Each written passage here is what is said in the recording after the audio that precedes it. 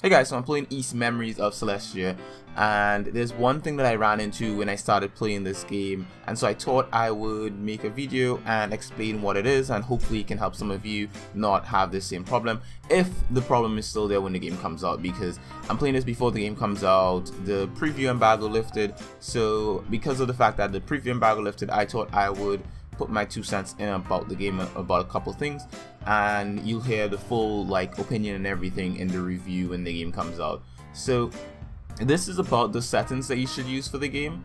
The game has the weirdest thing that happens when you launch it for the first time, at least for me that's what happened, is that there's a sort of like a weird shadow effect that trails behind your character, and I don't know what it was. What I did was, when I set the game up, I set it to full screen, I set it to ultra high settings, and I jumped into it because this is a remaster of an old game. So I thought, well, toss everything at it, it should be fine.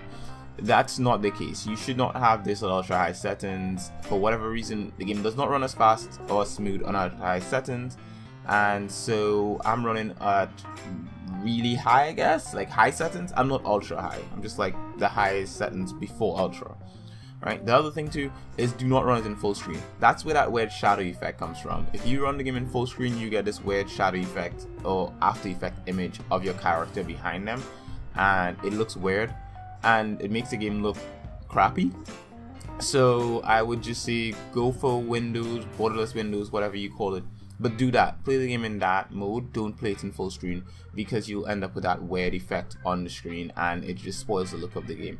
Once you've done that, once you put it into Windows and you've set the settings that suit your system, I like the way how they have a sort of like a partition of sections that says like, okay, this is good for laptops, this is good for like decent laptops, this is good for desktops.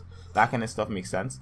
So at least, pick something that works best for you, and maybe you could tweak the settings. If not, if you think like your system could push it a bit more, then you could do that, and then have fun with the game. So as I said, I'm not really going to talk too much about the gameplay itself and the story and all that kind of stuff. I'll save that for the review, but I hope this configuration video helps those of you that do end up picking up the game on release date and want to know how to configure the game properly so that you can run it best on your system.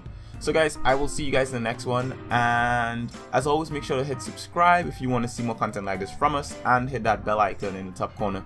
I look forward to seeing you guys in the comment section. Bye.